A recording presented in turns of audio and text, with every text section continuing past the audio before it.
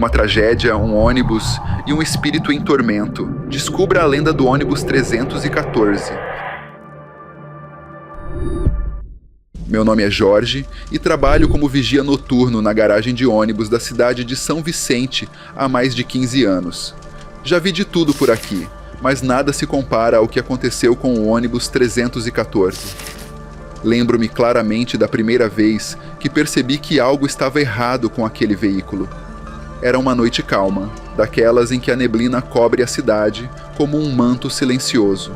Eu estava fazendo minha ronda habitual, verificando se todos os ônibus estavam devidamente estacionados e se as portas estavam trancadas.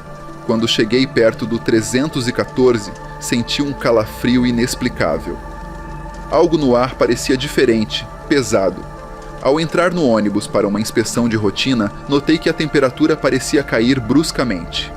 Os vidros estavam embaçados e um silêncio opressor preenchia o espaço. Enquanto caminhava pelo corredor, ouvi um som distante, como um sussurro. Era quase inaudível, mas estava lá. Eu tentei ignorar e continuar meu trabalho. Inspecionei os assentos e conferi se não havia nada fora do lugar. Mas a sensação de estar sendo observado não me abandonava. Quando olhei no espelho retrovisor, quase soltei um grito. Vi o reflexo de um homem atrás de mim. Ele vestia um uniforme de motorista e tinha um olhar triste, quase desesperado. Lembro-me das histórias que os mais velhos contavam sobre o motorista Carlos, que morreu tragicamente dirigindo o 314 em uma noite de neblina densa. Dizem que ele perdeu o controle do ônibus e caiu em um barranco. Os passageiros sobreviveram, mas Carlos não teve a mesma sorte. Naquela noite, a lanterna que eu segurava começou a piscar e de repente apagou. Fiquei mergulhado na escuridão, ouvindo apenas minha própria respiração e aquele sussurro constante. Tentei ligar a lanterna novamente, mas não consegui. Decidi sair do ônibus o mais rápido possível. Contei para os meus colegas o que aconteceu, mas poucos acreditaram em mim. Diziam que era o cansaço ou a imaginação pregando peças, mas eu sabia que não era apenas isso. Algo estava preso naquele ônibus, algo que não encontrava paz. Depois daquela noite, tentei evitar o 314 o máximo possível, mas não foi fácil. A garagem não é grande e cedo ou tarde eu acabava passando perto dele.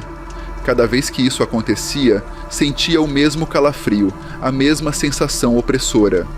Os sussurros, porém, não paravam de me atormentar, mesmo quando estava longe do ônibus. Uma noite, Pedro, um mecânico novo e cheio de energia, decidiu que iria passar a noite fazendo a manutenção do 314. Ele ria das histórias que eu contava e dizia que eram apenas lendas para assustar novatos. Tentei dissuadi-lo, mas ele estava decidido a provar que todos estavam errados. Por volta da meia-noite, Pedro começou a trabalhar no 314. Eu continuei minha ronda, mas não conseguia tirar o ônibus da cabeça. Passado um tempo, ouvi um barulho estranho vindo da direção do 314. Era um som de ferramentas caindo e um grito abafado. Corri para o ônibus e, ao chegar lá, encontrei Pedro pálido e tremendo. Ele estava sentado no primeiro assento, segurando a lanterna com força.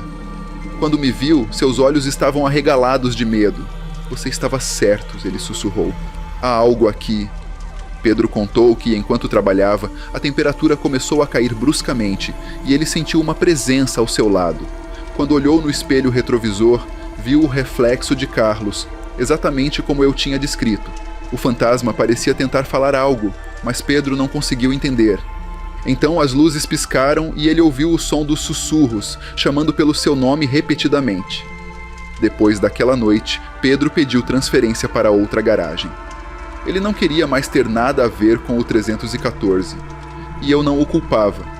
Mas a presença de Carlos continuava lá, e eu sabia que precisava fazer algo para ajudar aquele espírito inquieto. Decidi investigar mais a fundo a história de Carlos. Falei com antigos motoristas e colegas de trabalho que lembravam dele. Descobri que, na noite do acidente, Carlos estava perturbado com algo. Alguns disseram que ele havia brigado com sua esposa, outros que ele estava preocupado com problemas financeiros. Mas havia algo mais, algo que ninguém conseguia explicar. Uma noite, enquanto fazia minha ronda, resolvi entrar no 314 novamente. Estava determinado a confrontar o espírito de Carlos e tentar entender o que ele queria. Sentei-me no banco do motorista e esperei. A temperatura caiu. Fechei os olhos e tentei me concentrar nos sons. De repente, ouvi uma voz clara, como se alguém estivesse ao meu lado. "Ajude-me!" A voz sussurrou. Abri os olhos e, no espelho retrovisor, vi Carlos novamente. Desta vez, ele não parecia assustador. Seu olhar era de desespero e súplica. "Como posso ajudá-lo?" perguntei, sentindo meu coração bater acelerado. O espírito de Carlos desapareceu, mas uma sensação de urgência ficou comigo. Eu sabia que havia algo que precisava ser feito para que ele encontrasse paz. Depois daquela noite, eu não conseguia tirar as palavras de Carlos da minha cabeça. "Ajude-me." Ecoava nos meus pensamentos, me perseguindo mesmo fora da garagem. Decidi que precisava descobrir mais sobre a vida dele para entender como poderia ajudá-lo a encontrar paz. Conversei com antigos colegas e amigos de Carlos. Descobri que, apesar de ser um motorista dedicado e respeitado, ele tinha seus demônios pessoais. Carlos tinha um histórico de vícios que tentava manter em segredo. Era alcoólatra e, nas últimas semanas antes do acidente, tinha se envolvido com drogas. Muitos acreditavam que essa foi a razão pela qual perdeu o controle do ônibus naquela noite fatídica. Com essas novas informações, voltei ao 314, determinado a enfrentar Carlos novamente. Sentei-me no banco do motorista e esperei, sentindo a temperatura cair ao meu redor. Os sussurros começaram e então ouvi a voz dele novamente. "Ajude-me", ela implorava. "Eu sei sobre seus vícios, Carlos. Sei o que aconteceu naquela noite. Como posso ajudá-lo?" perguntei, tentando manter a calma. O espelho retrovisor começou a embaçar e lentamente palavras começaram a aparecer, escritas como se por uma mão invisível. Perdão. Compreendi que Carlos estava preso neste plano por causa da culpa e do arrependimento pelos seus atos. Procurei um padre e pedi que ele viesse à garagem para abençoar o ônibus. O padre relutou, mas acabou aceitando. Na noite seguinte, ele veio e rezou por Carlos, pedindo que sua alma encontrasse descanso. Enquanto o padre rezava, senti a presença de Carlos se intensificar. O ar ficou pesado e frio, e as luzes piscaram. No entanto, quando o padre terminou a oração, nada parecia ter mudado. O ônibus 314 continuava com a mesma aura opressiva. A presença de Carlos ainda estava lá, tão forte como sempre. Parecia que a bênção não foi suficiente para liberar sua alma. Naquela noite, fui para casa com uma sensação de derrota. Não sabia mais o que fazer. Carlos parecia destinado a vagar entre os mundos, assombrando o 314. Talvez sua culpa fosse profunda demais para ser aliviada com uma simples oração. Talvez ele precisasse de algo mais, algo que eu não poderia oferecer. Nos dias que se seguiram, evitei o ônibus o máximo possível. Os sussurros continuavam, e a presença de Carlos nunca desaparecia completamente. Mas aos poucos aprendi a conviver com isso. A vida na garagem voltou ao normal, pelo menos na superfície.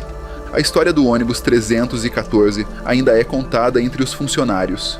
E eu, toda vez que passo pelo 314, sinto um aperto no coração. Sei que Carlos ainda está lá, preso em seu tormento eterno, buscando um perdão que talvez nunca encontre. Se este relato atiçou seu fascínio pelo sobrenatural, não perca o próximo mistério. Clique no vídeo na tela final ou assista outros segredos sombrios que se encontram no comentário fixado. No círculo das contos a escuridão se revela. Relatos sombrios nas noites e nas trevas.